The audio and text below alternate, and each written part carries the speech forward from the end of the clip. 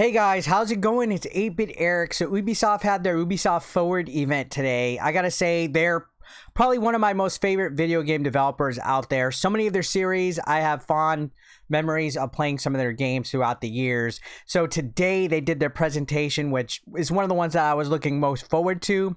Unfortunately, I had a really busy day, so now I'm just finally being able to sit down and talk about Ubisoft Forward. That's a lot of Ubisofts. But let's go ahead and talk about some of the biggest announcements that we saw today. This is basically a roundup of some of the biggest announcements. This event was met with a lot of divisiveness. A lot of people thought it was kind of trash. There was a little bit of a dumpster fire, so to speak, if you're going to use lingo. Now, I will say yeah, it might be disappointing to some people. Some people might be like, okay, where's the goods at? Where's the, give me that good, that smooth, that gushy stuff. All right, enough of the annoying cringe. A lot of people want good stuff. They want these big, heavy-hitting games. We got some next-gen consoles out finally. The PS5, the Series X, and we have the Nintendo Switch and the rumored Switch Pro. So a lot of people are expecting some big announcements. Unfortunately, I feel with E3, a lot of what we don't have is quite often revealed later on. Like you know, you have Ubisoft as probably the first big event of E3 so far. You know, we had the kickoff and the summer game fest and stuff like that, but this was like the first like official big event. So people wanted it to be off to a great start, but I'm thinking they're saving some of the bigger announcements for, you know, when Xbox does something or when Switch does something later this week, that they'll show those huge games that we haven't seen yet. But they got a little bit of some appetizers here, including a big reveal with Mario Rabbids, which we'll talk about that in a second. But let's go ahead and talk what's going on. We got Rainbow Six Extraction. This looked pretty cool. It's a upcoming game. It's a spinoff for Rainbow Six Siege's Outbreak mode. Honestly, I think it looks pretty cool. It is now called Extraction. It originally was supposed to be called, like, I believe, Quarantine, but you know, we don't talk about that. You know, they had to rename it, but it did look pretty good. They did a gameplay deep dive reveal of the actual game itself. It shows the operators in the game basically in an Alaskan like type of ecosystem. They're facing off against different aliens and stuff. It looks pretty legit. I think this game looks nice. I am going to be doing a gameplay reaction to it for the channel. So if you guys want to look, it might be uploaded already. I'm making all sorts of content for E3 for you guys to sink the teeth into. So make sure you subscribe and enable your notifications. Now, continuing on, this is going to be released in September. So we only got a couple months. It's going to be on the PlayStation 4, the 5, the Xbox One, the Series X, and S. So last gen, cross-gen, with current gen. And it's also going to be cross-platform play. So you can squad up across different platforms. I think this one, you know what? I'm going to check it. Straight up my alley. In addition to that, we had Rocksmith Plus. Kind of like an interactive music learning type of software program. It's a subscription service though, so you have to pay a monthly fee for it. This might be something for you music connoisseurs. I can't play a fiddle better than my diddle. I don't know. I'm trying to be witty and stuff right here. I don't know though, but it does have a couple of different things. There's a chance to sign up for a closed beta.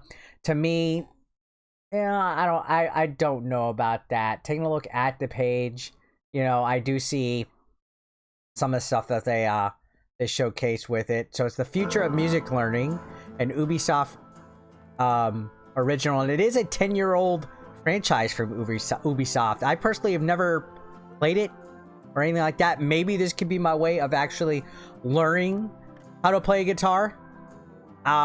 I don't know. Maybe it could be a way of me teaching myself how to play a guitar, but you get the gist. It's a music service. You get a growing library of music. There's sorts of different notes and stuff. It's intended to be a musical learning experience. I think that's kind of cool. A lot of people are starting to stay at home now, work from home and stuff, pick up new hobbies besides playing video games. We also had a reveal for Riders Republic. It's an extreme sports type of game.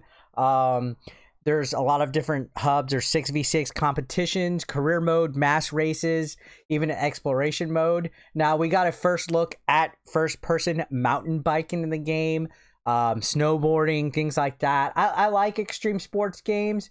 You can see right here, this is basically the deep dive trailer that we got going into it. You know, extreme sports are pretty neat. I can get behind the extreme sports type of vibe, you know what I mean? Get into it and stuff. Looks like it has like a little cartoony feel. Won't take itself too seriously, so it caters to kids. I could definitely get behind that. There are races across all the sports and stuff, so lots of replay value. Might be something to look. This is gonna be on Amazon Luna. It was announced for Amazon Luna.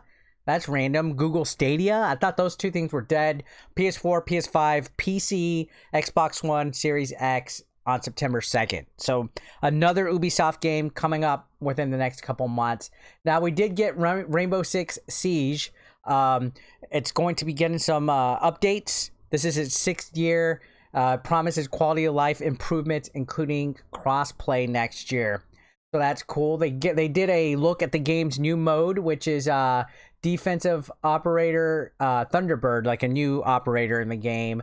The Thunderbird preview came in the form of a gorgeous animated trailer with a new operator takes on a bear with a flare game and lives to tell the tale. So this will be updated on June 14th.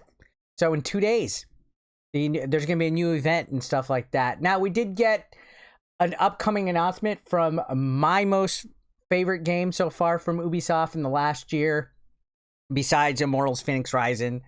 We got an update for Assassin's Creed Valhalla.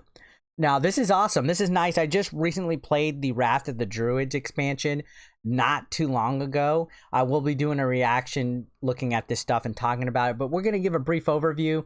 You can see that it says the already gigantic world of Valhalla is getting even bigger. After Wrath of the Druids, we get a look at the next expansion, which is the Siege of Paris, including black box infiltration missions, new gear, and enemies. And then they also announced the educational discovery tour Viking Cage this fall. So they're going to be doing even more this next year with expansion. So in my opinion, Wrath of the Druids was a good expansion for Valhalla. I also love the game. I know a lot of people kind of shit on it. To me, I'm just like, I don't think so. There was also a sneak peek of Werewolves Within, which is coming June 25th. It's an upcoming movie for Werewolves Within, and it's streaming on July 2nd, so that's pretty cool. Ubisoft-related movie. We got Far Cry 6. We got an introduction to one of the characters, which is Anton Castillo, played by the Breaking Bad Guzman character. And then we also had a Season Pass trailer showing a Become the Villain mode. It also showed post-launch content, things like that. But the main thing that caught my attention is actually what is coming out for the Nintendo Switch. Now, I was kind of hoping, this was actually on my wish list. If you come to my live streams, I actually specifically said this at one point. I said, you know what? I wouldn't mind a new Mario and Rabbids game. So this is Mario and Rabbids Sparks of Hope. Now, initially when Mario and Rabbids first came out, I was like, what the heck? Like, it blew my mind. I never thought of combining those two IPs together to make something, and it just worked. So this says another leak named the sequel to 2017's Mario & Rabbids Kingdom Battle coming to Switch next year. So this is coming out next year. There's rumors floating that this might actually be the first Switch Pro title announced. We still haven't gotten confirmation of a Switch Pro, but they did have a reveal of it. They did have a gameplay sneak peek trailer. It looks awesome. I'm going to be doing a video on its own talking about this very soon. This is something that I'm excited about. And then we had an Avatar video game shown using Ubisoft's Snowdrop engine. And we're going to be exploring the world of Pandora in 2022. We got the movie coming up as well soon for Avatar. So those were the pretty big announcements for Ubisoft Forward. Was it a smash hit? Come on, guys.